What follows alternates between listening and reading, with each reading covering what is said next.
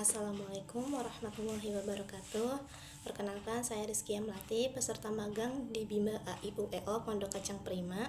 Izin untuk menjawab beberapa pertanyaan sebagai tugas magang di hari ketiga. Yang pertama, pertanyaan mengenai job description. Job description motivator pada kegiatan insidentil. Pertama, apa yang harus dilakukan motivator apabila ada murid yang tidak mau masuk ke kelas? Caranya adalah dengan melakukan pendekatan secara individual dan membangun komunikasi dengan anak, serta memberi motivasi dan kesan positif bahwa kegiatan belajar itu menyenangkan. Yang kedua, apa yang harus dilakukan motivator apabila ada murid yang menangis? Caranya dengan membangun komunikasi dengan anak, cari tahu penyebab anak menangis dengan lembut, dan alihkan perhatiannya pada aktivitas yang lebih menyenangkan. Pertanyaan ketiga, apa yang harus dilakukan motivator apabila ada murid yang mengganggu murid lain?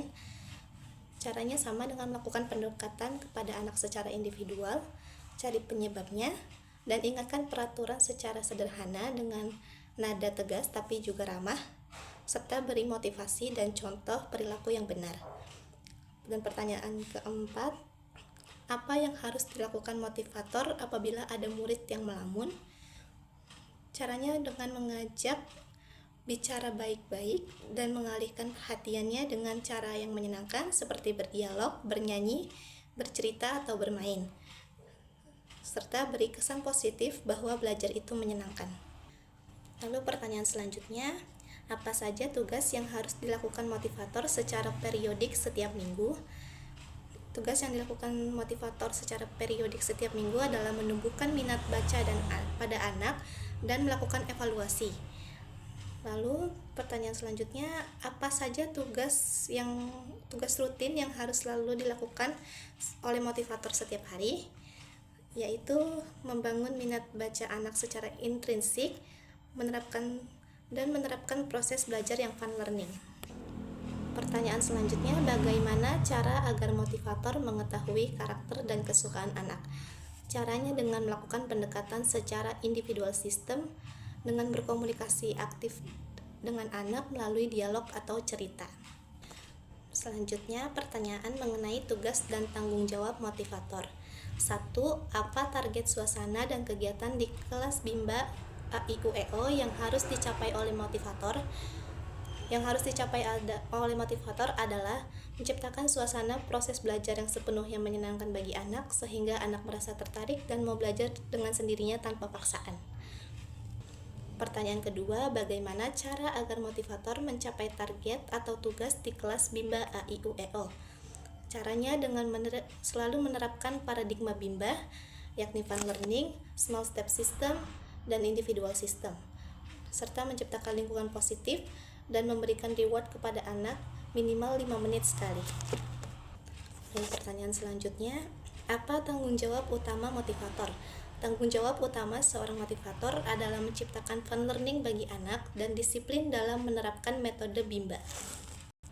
Dan selanjutnya, pertanyaan mengenai tanggung jawab motivator di kelas. 1. Apa yang harus dilakukan motivator untuk menjadikan suasana di kelas aman? Caranya dengan metode interaktif dan membangun kepercayaan supaya anak merasa dihargai dan tidak perlu merasa takut saat proses belajar. Pertanyaan kedua, apa yang harus dilakukan motivator untuk menjadikan suasana di kelas nyaman?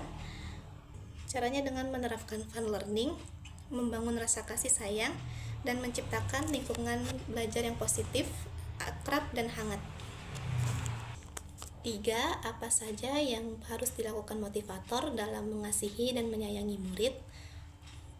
Yang harus dilakukan adalah melakukan pendekatan individual untuk memahami karakter anak dan menciptakan lingkungan belajar positif, serta membangun hubungan baik dengan anak. Pertanyaan keempat, apa saja yang harus dilakukan motivator untuk menjadikan kegiatan bermain sambil belajar menyenangkan? Yang harus dilakukan adalah selalu menerapkan fun learning dan menggunakan metode interaktif dengan anak. 5. Apa saja yang harus dilakukan motivator dalam memastikan anak melakukan kegiatan yang berhubungan dengan minat belajar? Caranya dengan terus menerapkan paradigma Bimba, yaitu fun learning, small step system, individual system, agar anak merasa senang tanpa paksaan. Dan pertanyaan terakhir, apa yang harus dilakukan motivator untuk memastikan anak melakukan kegiatan sesuai dengan tahapan perkembangannya? Caranya dengan menerapkan small step system dan individual system. Dengan begitu, kita bisa memahami karakter anak dan kemampuan masing-masing anak. Sekian jawaban dari saya, kurang lebihnya mohon maaf. Wassalamualaikum warahmatullahi wabarakatuh.